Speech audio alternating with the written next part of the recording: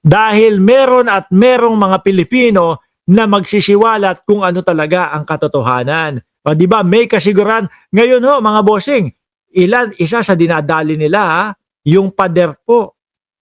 O yung pader po, mga boss chief amo sir, na kaya hindi nila matanggal-tanggal sa posisyon o sa pagka-presidente si Pangulong Bongbong Marcos. Bakit to? Dahil kay Martin Romualdez. Kaya po paulit-ulit yan eh. Sabi ni Ma'am Princess Paris, baba mo na yung photo ko.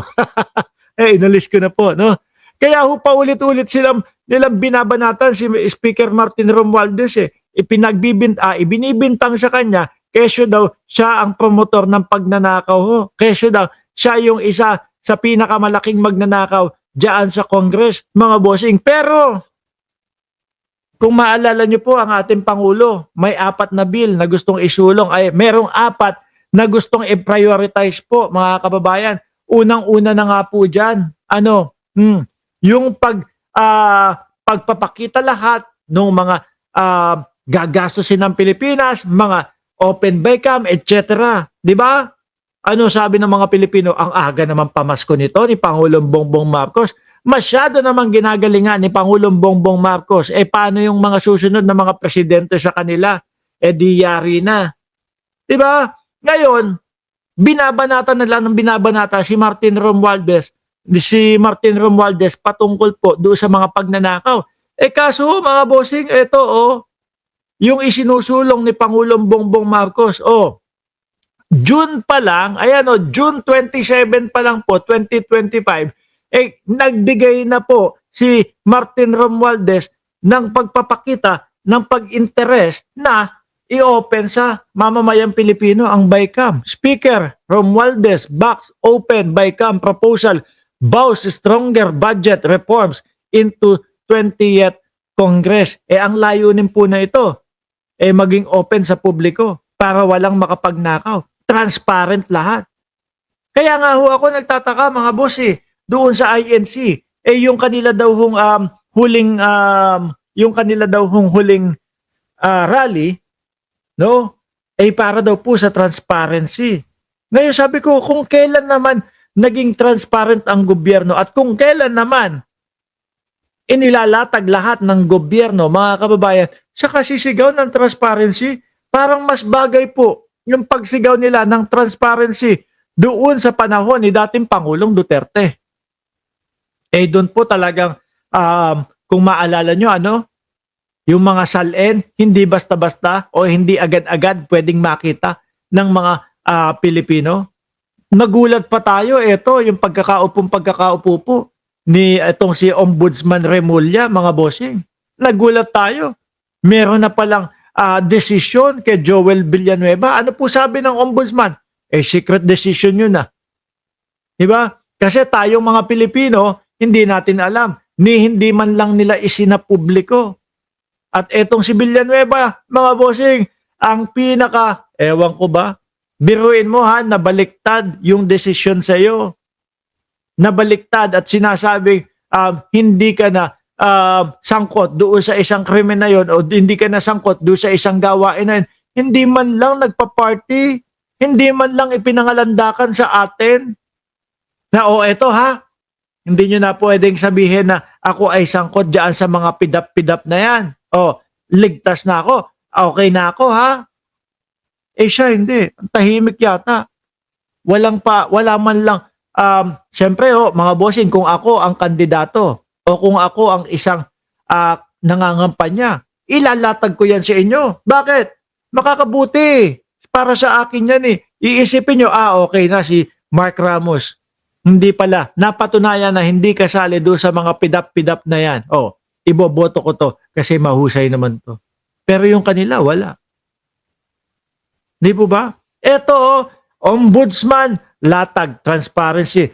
Kongreso, open bycam. Di po ba, mga kababayan? Transparency and accountability must be the cornerstone of the budget process. Speaker Martin Romualdez, date, June 27, 2025. I support the move to make bicameral conference committee discussion open to the public. O biruin nyo yan. No? This is a crucial step in restoring public trust and ensuring that the national budget truly reflects the will, welfare, and of the people. Siguro ang ginagawa ho ng mga DDS dahil sanay sila sa mga ganyang gawain, no?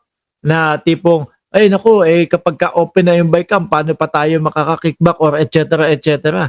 Kaya, pilit nilang gustong mapabagsak si Martin Romualdez, mga bossing. O, eto pa ho, mga kababayan.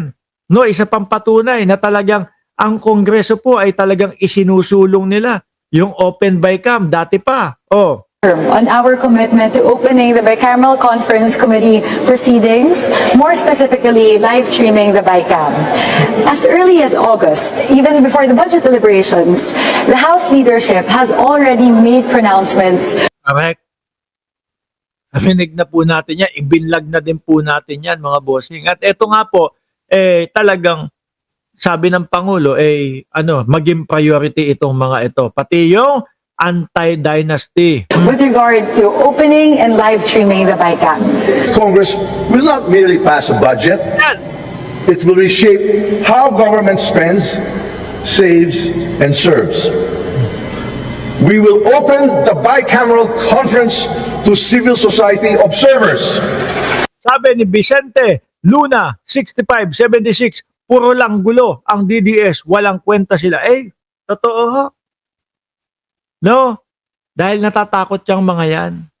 No? Natatakot na tumagal ang presidente sa kanyang pagkakaupo bilang presidente. Bakit po? Iniisa-isa na po yung mga corrupt Alam siguro ng mga yan na madadali sila ng hagupit ni Pangulong Bongbong Marcos. Di po ba? Kaya talagang eto po, yung humahad lang, no, yung nagiging bakod, nagiging pader ni Pangulong Bongbong Marcos, yan po ang binibira nila ng binibira, mga bossing, si Martin Romualdez. Kahit po alam na natin kung ano po yung mga katotohanan. Kahit po alam na natin kung sino ang dapat paniwalaan. Yan mga yan, wala, tuloy-tuloy lang po. Hanggang sa makumbinsi nila ang bawat Pilipino na si Martin Romualdez ay magnanakaw. Pero wala naman po maipakitang ebidensya. Di ba, Music Store, sabi, bill para sa DDS, Davao Duwag Squad. Uy, magagalit sa iyo mga yan.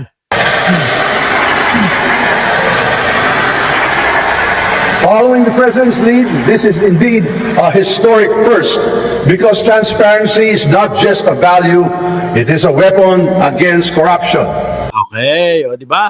Transparency ho, mga bossing, simulat sa pool pa lang. Eto, sana naman hindi na po umiyak o mag-iyakan yung mga nagsusulong ng transparency doon sa INC. Kasi ayan na, pati po yung ICI, naka-livestream na din po. Di ba? Sabi ni Welani Lavinia, 5869, pumayat ka na, Mark. Ay, salamat po. Maraming salamat. Bakit? Kasi yun yung goal natin. Biruin mo, nagbunga yung mga pagtakbo-takbo natin sa mga marathon, nagbunga yung pag-gym natin para magbawas tayo ng timba. Ay, salamat. Ay, di ba? Ngayon, alisin ko na ho ito, mga bossing.